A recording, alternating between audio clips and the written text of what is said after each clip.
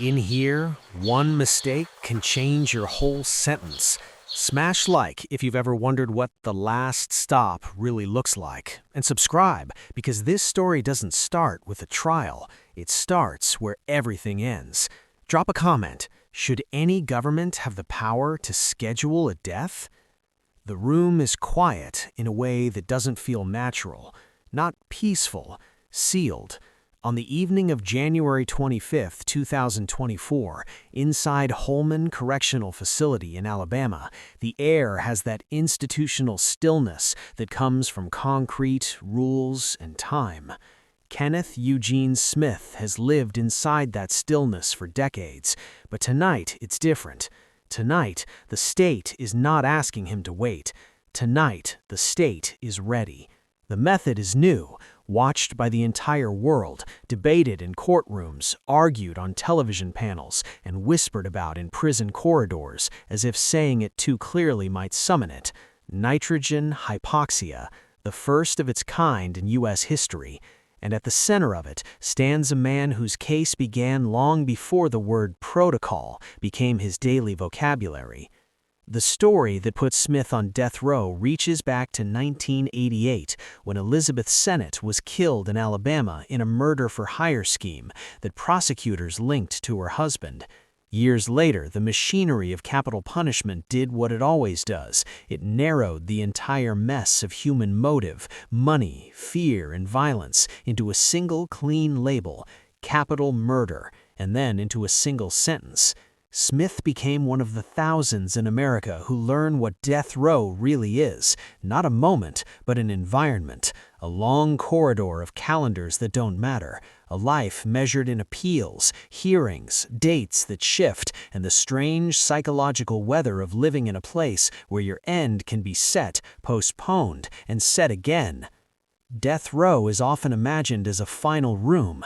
In reality, it's more like a world inside a world, built from routines designed to keep the condemned separate from everyone else, including time itself. Some men arrive in their 20s and grow old behind the same locked doors. Some learn the names of guards only through muffled exchanges. Some become experts in law without ever touching a law school classroom. And all of this exists because of a contradiction America has never fully resolved: the desire to be both absolute and careful at the same time. In the early 1970s, the United States hit a legal wall that forced it to look directly at that contradiction. In 1972, the Supreme Court's decision in Furman versus Georgia effectively stopped executions nationwide, not because the court declared the death penalty inherently unconstitutional, but because it found the way it was being applied was too arbitrary, uneven, unpredictable, and disturbingly dependent on factors that had nothing to do with moral certainty. For a brief moment, the country's death rows became a waiting room for a system that didn't know if it would reopen. Then, in 1976, Gregg versus Georgia cracked the door back open. States rewrote laws, adjusted sentencing structures, and built new pathways meant to look more consistent and controlled. Executions resumed under revised rules. Death rows refilled, and the modern era of American capital punishment, the one defined by appeals that can last decades, by protocols and moratoriums and shifting methods, began to take shape. But modern does not mean simple, it means prolonged. It means a person can be sentenced in one era and executed in another, under a method that didn't even exist when the sentence was imposed. That's the world Kenneth Smith is standing in on that January night. Not just a prison, but a century of policy decisions, and a country still arguing with itself about what justice looks like when it wears a schedule. Across the country, California has its own version of the same story, one written into the walls of San Quentin, where the state's relationship with execution has long been concentrated. San Quentin's identity has carried the weight of finality for generations. The gas chamber was installed there in 1938, and the prison became the place where California conducted executions for decades. In that history is a grim kind of continuity, the building of a room for death, and then the building of systems around that room, procedures, staffing plans, security redesigns, legal frameworks, all of it orbiting the idea that the state can end a life in an orderly way. But in 2019, California pulled a hard break. Governor Gavin Newsom announced a moratorium, a halt to executions, and ordered the closure of San Quentin's execution chamber while keeping death sentences legally intact. The result is a paradox that only death row can produce. People still condemned, still living in the housing meant for the condemned, still waking up under a sentence that remains official, but in a state where the machinery is intentionally paused. Inside that pause is another kind of fear, quieter but enduring. A moratorium does not erase the sentence. It does not dissolve the architecture, the classifications, the psychological burden of the label. For some men, it becomes a different form of limbo, a life spent under an ending that may never arrive, but also never truly disappears. Death row under a moratorium is not freedom, it's suspension. Meanwhile, other states do not suspend. They adapt. They change methods. They search for ways to keep the system moving when old methods become hard to carry out, whether because of legal challenges, political resistance, or practical obstacles like access to lethal injection drugs. And that is where the story returns to Holman Correctional Facility on that night in 2024. Kenneth Smith is not a symbol to himself. He is a person with a body that is aged in a cage, a mind trained by years of repetition, and a life that has been compressed into paperwork. But the state's process reduces him again, not into a man, but into a case, a procedure, a scheduled event, a first ever. The world outside watches because first ever carries its own power. It announces a new era. It signals that a door has opened. It suggests that if one state can do this, others might follow. And the truth is, they already are. Across the U.S., the methods of execution are no longer a single track. They are branching paths, lethal injection in one place, electrocution in another, and now new options returning from history with modern framing. Because there is a second first waiting in the wings, one that feels like it belongs to another century, not this one. In South Carolina, the death penalty had been stalled for years by disputes over lethal injection drugs, but the state's answer wasn't to stop, it was to offer alternatives, and in early 2025, a man named Brad Sigmund, convicted of a double murder from 2001, was told to make a choice that sounds impossible until you remember where he was living. The state required him to select how he would die: lethal injection, electric chair, or firing squad. And suddenly, America's death rows weren't just places where people waited for death. They were places where the condemned were asked to participate in the mechanics of it. Holman's new method had already proved the point. The system will keep moving, even if it has to change its shape to do it. California had proved another. A state can pause the act of execution while still maintaining the architecture of condemnation. And now South Carolina was proving something else entirely. In the modern death penalty, the final moment is not always one method, it can be a menu. As January 2024 became March 2025, the country's most feared units remained what they've always been, places where daily life continues under the shadow of a sentence designed to end it. Doors open and close, meals arrive on schedule, lights click on and off. Days are survived, not lived, and somewhere inside those routines, a piece of the human mind tries to understand what it means to be told your death is not only inevitable, but selectable. And when the papers were placed in front of Brad Sigmund and the state told him to choose, everything about this story changed. Brad Sigmund's decision didn't look like a decision at all. It was a signature on a form inside a place designed to make choice feel meaningless. South Carolina had restarted its execution track after years of delay, and the state's message was simple: the sentence still stands, and the schedule is back. Inside the death row unit, time tightened into a new shape. Days that used to stretch out into appeals and waiting now had edges. Meals arrived the same way they always did. Lights turned on and off at the same hours.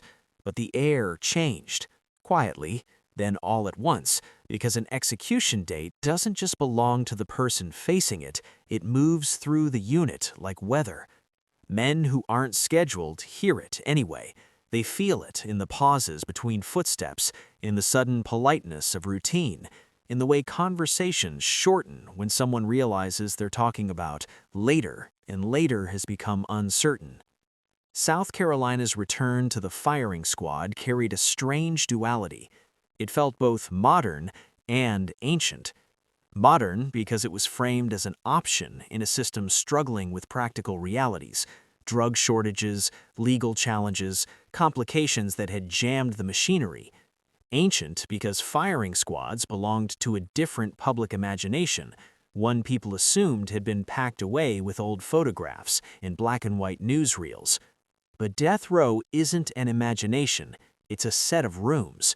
And once the state chooses a method, those rooms adjust. A place is prepared, procedures are tested. People in neighboring cells learn the meaning of a word they never thought would matter again. While South Carolina rebuilt its pathway, Alabama's first nitrogen hypoxia execution did what firsts always do. It created a before and after. After January 25, 2024, death row conversations across the United States changed, not just in court filings and political speeches, but in the private logic of condemned people who lived inside the system's daily rhythms. Some had already survived scheduled deaths that never happened. Some had watched dates dissolve into postponements. Some had endured botched attempts that left behind a new kind of fear. Not just the fear of dying, but the fear of a process that can fail while still insisting it is lawful. In Alabama, Kenneth Smith carried that history inside his own body. In 2022, the state had attempted to execute him by lethal injection and failed after hours of trying to establish IV access. That night became part of the record, part of the arguments about what the Constitution allows, part of the long-running debate over whether execution methods are humane in any meaningful sense. When Alabama returned in 2024 with nitrogen, it didn't just return to Smith, it returned to the entire national argument with a new answer. If the old method is blocked, another will be used. If a pathway closes, another will be built. Death row units are where those answers become lived reality. They are engineered for separation. One person, one cell, long stretches of isolation. Movement controlled down to minutes. The design is not accidental.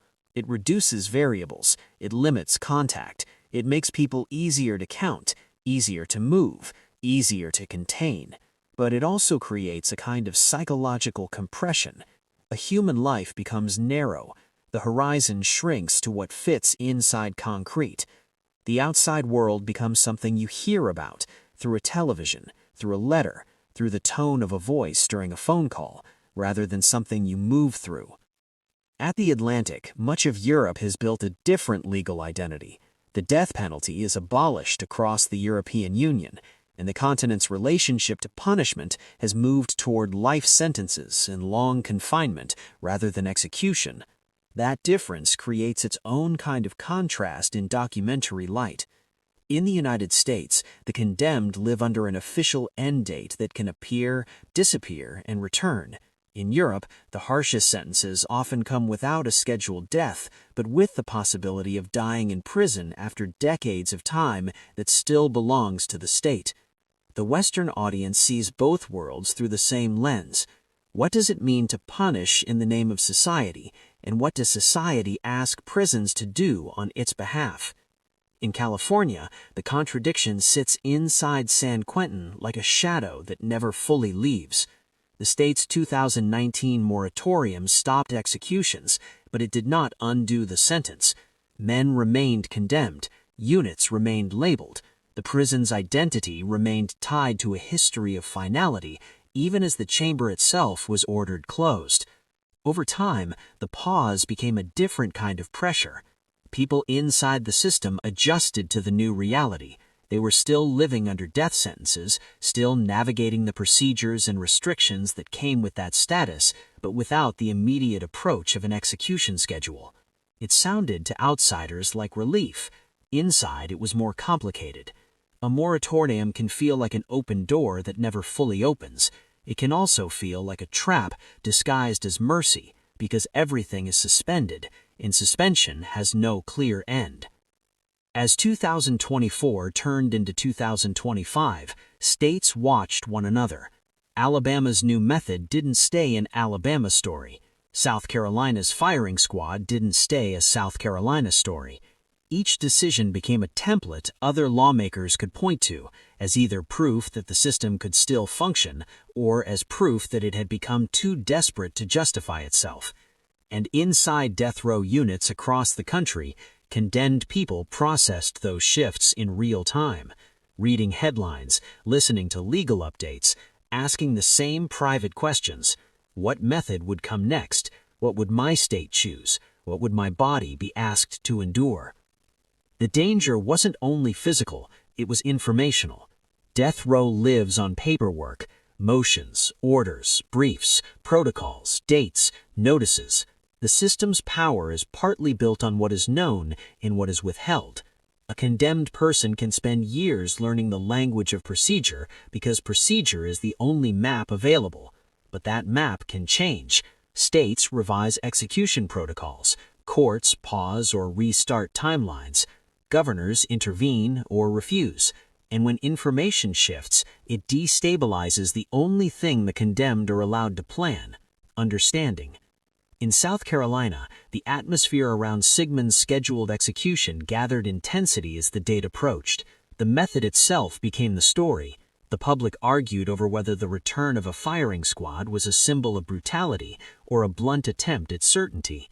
Inside the unit, the method was less abstract. It wasn't a debate, it was a destination. Men lived under the echo of it, some with their own dates already penciled into the future, others with years of uncertainty, all of them watching the system experiment with new ways to finish old sentences. Then the schedule began to ripple. In the final stretch before the execution, small changes appeared, quiet administrative shifts that seemed minor from the outside but felt enormous from inside the walls. Movement patterns tightened, communication became more controlled. The unit's routine grew sharper at the edges, as if the entire place was being braced for impact. And in the middle of that tightening, something happened that wasn't announced with a press statement or a headline. A man 2 cells down from Sigmund, someone not scheduled, someone who had been stable in routine for months, was suddenly moved without explanation. No goodbye shouted through the vent, no warning, no visible reason, just a quick extraction and a door that closed behind him somewhere else. In a world built on predictable confinement, an unexplained transfer is never just an administrative detail. It's a message. And by nightfall, the men left behind had pieced together only one thing with any confidence. The stage wasn't just preparing to carry out one death, it was preparing for something it hadn't told anyone yet. The thing South Carolina hadn't told anyone yet wasn't hidden in a basement or buried under the prison. It was simpler and more unsettling because it could be done with paperwork. The state wasn't preparing for one death, it was preparing to restart a system. On March 7, 2025, South Carolina carried out the first firing squad execution in the United States in 15 years, killing Brad Sigmund, a 67-year-old man convicted of murders committed in 2001. The headlines made it feel like an isolated event, a grim exception, the kind of story people talk about because it sounds like history resurfacing. Inside the world of death row, it read differently. It looked like a state solving a practical problem. If lethal injection is tangled in lawsuits and drug shortages, if protocols are constantly challenged, then the state keeps the sentence alive by widening the doorways it can walk through.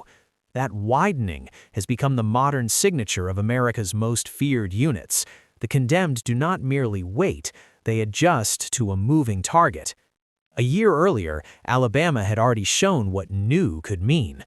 On January 25, 2024, Alabama executed Kenneth Eugene Smith at Holman Correctional Facility, the first known execution by nitrogen hypoxia in U.S. history.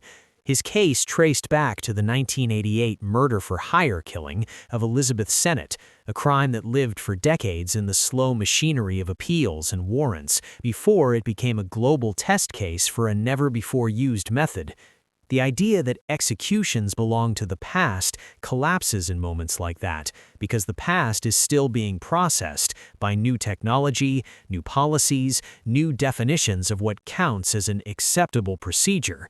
And once the first happens, it rarely stays first for long. By 2025, nitrogen hypoxia was no longer just a headline attached to one name. Alabama continued using it, including a high-profile execution on February 6, 2025. Later that year, the Associated Press described another nitrogen execution on October 23, 2025, noting the method had become part of Alabama's continuing execution practice. To a person outside prison walls, these may feel like separate stories. To someone living inside a death row unit, they merge into a single message. The state may pause, the state may stumble, but the state is still trying to perfect the act of finishing. That is where the fear truly lives, not only in the method, but in the certainty that the system will keep searching for a method that survives.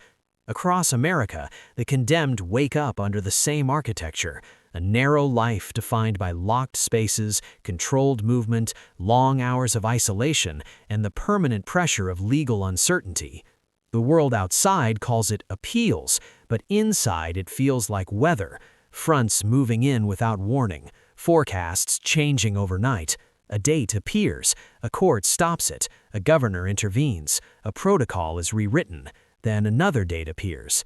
This is the modern death row, a place that exists because the United States reassembled capital punishment after it briefly collapsed under its own contradictions. In 1972, Furman versus Georgia forced executions to stop nationwide by exposing how arbitrarily the sentence was being imposed. In 1976, Gregg versus Georgia allowed states to restart executions under revised frameworks meant to be more structured. The country did not end the death penalty, it rebuilt it, and the units that hold the condemned became the physical proof of that decision. Then the story bends west, where the same sentence exists under a different political reality. In California, people remain on death row, but the state has refused to carry out executions for years. On March 13, 2019, Governor Gavin Newsom signed an executive order placing a moratorium on executions, withdrawing lethal injection protocols, and ordering the closure of the execution chamber at San Quentin, while leaving death sentences intact. It created a uniquely American paradox, an official punishment that still exists on paper, still shapes daily life inside a condemned unit, but is not currently being carried out by the state.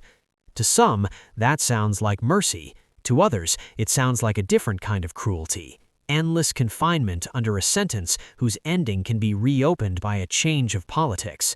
A moratorium is not an eraser, it is a pause button. And in the world's most feared prison units, paused does not mean safe, it means suspended. Outside the United Kingdom, much of Europe has abolished the death penalty, and the harshest punishments often take the form of life sentences or long-term imprisonment rather than execution. That contrast sharpens the American image. In one part of the Western world, the state has renounced killing. In another, it debates methods of killing as if the details can make the act morally stable. And that debate is not theoretical when you live inside a unit built for condemned people. In those places, politics is architecture. Law is a door that opens or doesn't. Policy is the difference between a calendar that stretches into decades and a calendar that ends on a date printed in bold. The climax of this story doesn't come from a confession or a courtroom twist. It comes from a pattern. South Carolina revived a method many believed belonged to history. Alabama pioneered a method no other state had ever used and then kept using it. California froze executions while keeping the sentence alive. Each decision is a different answer to the same question. When the system is challenged, does it stop or does it adapt? And across death rows, adaptation is the scariest word of all, because it means the condemned cannot even fear one thing. They must fear a changing future. The haunting ending arrives quietly, the way institutional realities often do, without a dramatic announcement. After the firing squad, after the nitrogen headlines, after the debates that flare and fade, death row remains, cells remain, sentences remain, appeals remain, and the methods, electric chair, lethal injection, nitrogen hypoxia, firing squad, sit like tools in a drawer that governments open when they decide the time has come. That's the twist people don't expect when they click a title like Death Row Explained. The most feared units aren't terrifying because of a single chamber or a single method. They're feared because they are built to outlast public attention. The world watches a first-ever execution and assumes it's a rare moment, but inside those units, the calendar keeps turning. And the next first is always being prepared, somewhere, quietly, behind a locked door.